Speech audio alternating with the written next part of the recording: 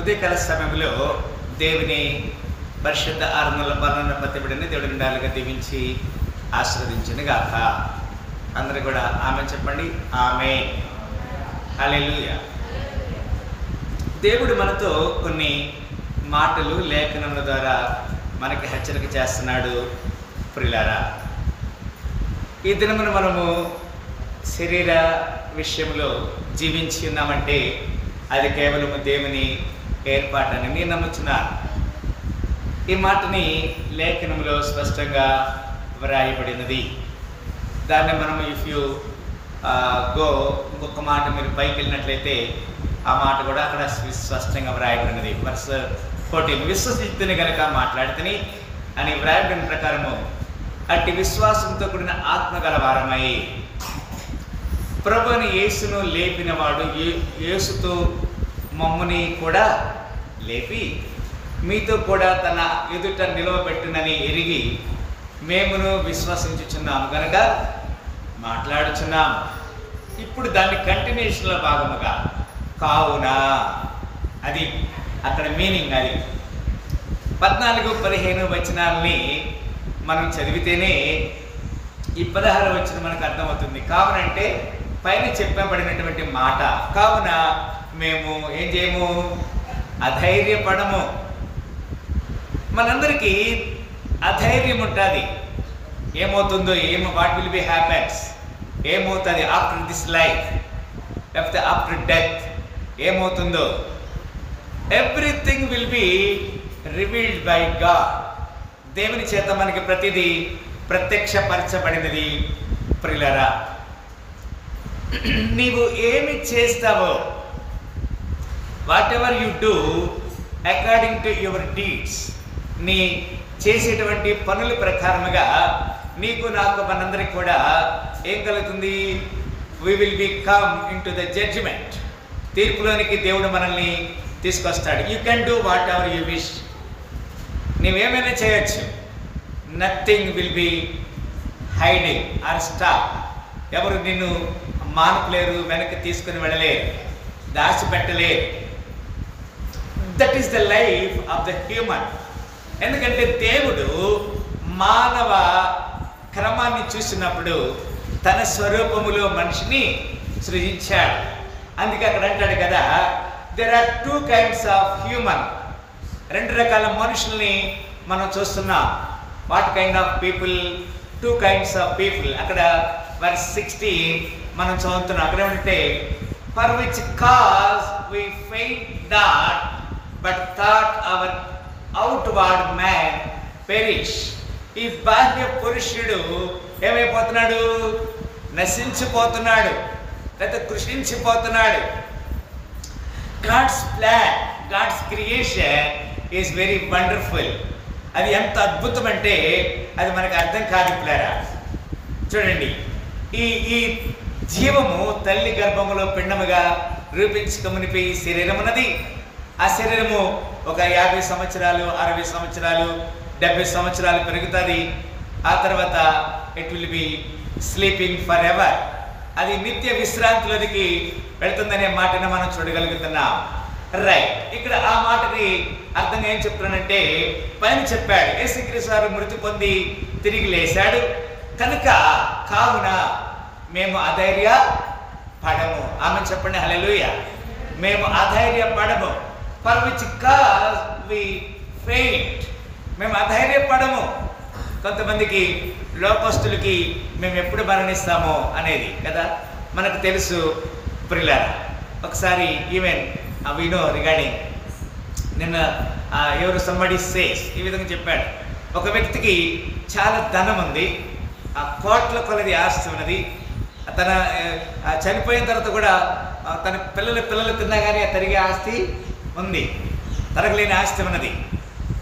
అతను చేశాడంటే, నేను ఎక్కువ కాలం బ్రతకాలి, ఎక్కువ కాలం జీవించాలని ప్రతి పార్ట్ ఆఫ్ ద బాడీలో ఉన్న ప్రతి పార్ట్కి ఒక్కొక్క స్పెషలిస్ట్ డాక్టర్ని అపాయింట్ చేసుకున్నాడంట. నాకు ఏమున్నా, నాకు what ever is anything happens, నాకు ఏమైనా కానీ ఇమ్మీడియట్లీ అతను ప్రపంచంలో అందరినీ is hiring all kinds of people, అందరిని హైర్ చేసుకున్నాడు, అందరిని తెచ్చిపెట్టుకున్నాడు. అందరూ తెచ్చిపెట్టుకున్న తర్వాత నాకు ఏమి బాధ వచ్చినా మీరు వెంటనే చూసుకోవాలి అని చెప్పాడు. వాళ్ళన్నిటినీ చూస్తూ ఉన్నారు, అన్ని చూస్తే టెస్ట్ చేస్తూ ఉన్నాడు. అతను 50 సంవత్సరాలకే చనిపోయాడు. 50 సంవత్సరాల కంటే ఎక్కువ ఇక్కడ ఉన్న వాళ్ళు ఉన్నారు, అవునా? వాళ్ళు ధన్యులా కదా? మనం అట్లా ఏమైనా హైర్ చేసుకున్నావా? మనం అట్లా ఏమైనా దాచిపెట్టుకుని డాక్టర్ తెచ్చుకున్నావా స్పెషలిస్ట్ని? నో, అది దేవుని కృప. నీ కృప, నీ కృప, నీ కృప, ఇది కృప,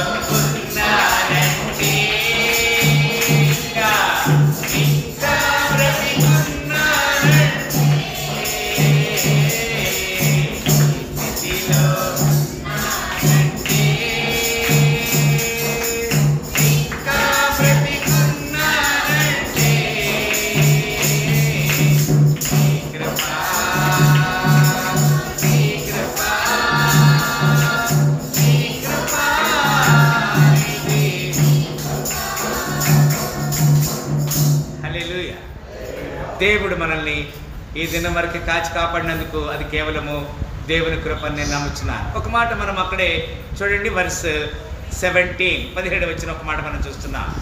17 వచ్చా చదవండి. రైట్, మేము దృశ్యమైన వాటిని చూడక, అది ఇక్కడ మనం గమనించాలి. దృశ్యమైనవంటి ఏంటి? శరీరం కనబడేది కదా. అదృశ్యమైనది అంటే ఏంటి? ఆత్మ, అది కనబడినది. అదృశ్యమైన వాటిని నిదానించి చూచున్నాము కనుక క్షణమాత్రముండు మా తొలకని శ్రమ మా కొరకు అంతకంతకు ఎక్కువగా నిత్యమైన మహిమ భారమును కలగ చేయుచున్నది అంటాడు. లేరా 18 వచ్చిన ఏలైనగా దృశ్యమైనవి అనిత్యములు, అదృశ్యమైనవి అంటే మనకు కనబడేది అనిత్యములు, అంటే అవి ఎల్లప్పుడూ ఉండేవి కావు. ఏదైతే అదృశ్యంగా ఉన్నదో ఆత్మ, అది నిత్యం ఉంటుంది. ఆమె చెప్పిన హల్లెలూయా. లేదా మనం ఈ విషయానికి ఎవరు కూడా తక్కువ తీసుకోలేదు. 2 కొరింథీ 4:1 ఈ విధంగా వ్రాయబడింది. 1 వచ్చిన అక్కడే 2 కొరింథీ 4 వచ్చిన ఫస్ట్ వర్స్. కాబట్టి ఈ పరిచర్య పొందినందున ఖండించబడిన వారమై అధైర్యపడమంటాడు. రైట్, కొన్ని విషయాలు త్వరగా చూడండి. మనము ఈ పరిచర్య భాగం పొంది ఉన్నాం కాబట్టి మనం అధైర్యపడద్దు. కీర్తన 27:13 త్వరగా చూడాలి. కీర్తన 27:13.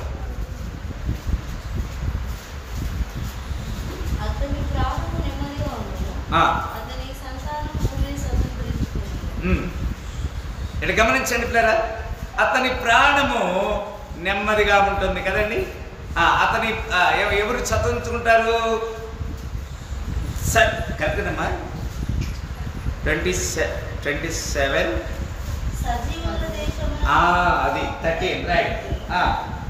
సజీవుల దేశమున నేను యెహోవా దయను పొందుదునన్న నమ్మకము నాకు లేని ఎడల నేనేమవుదును? యెహోవా కొరకు కనిపెట్టి ఉండుమంట కదా. దేవుని సన్నిధి కొరకు మనం కనిపెట్టి ఉండాలి అనేది దేవుని యొక్క లేఖనములో దేవుడు ఇక్కడ మనకి హెచ్చరిక చేస్తున్నాడు. అక్కడ 119 కీర్తన గ్రంథము 119 అధ్యాయము 81 వచనములో ఈ విధంగా వ్రాయబడినది. 119:81.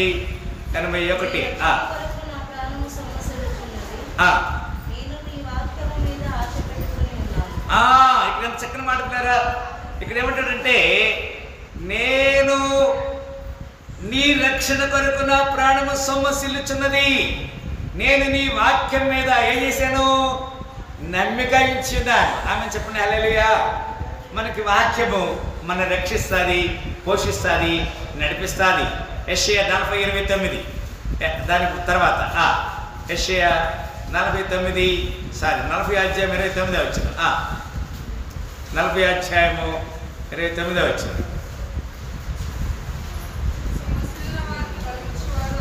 సొమ్మసిల్లు వారికి బలమిచ్చువాడు ఆయనే, చూసారా ప్రియులారా, సొమ్మసిల్లు వారికి బలమిచ్చేవాడు ఆయనే, భక్తిహీనుల బలాభివృద్ధి కలిగి చేయవాడు ఆయన. కొన్నిసార్లు మనం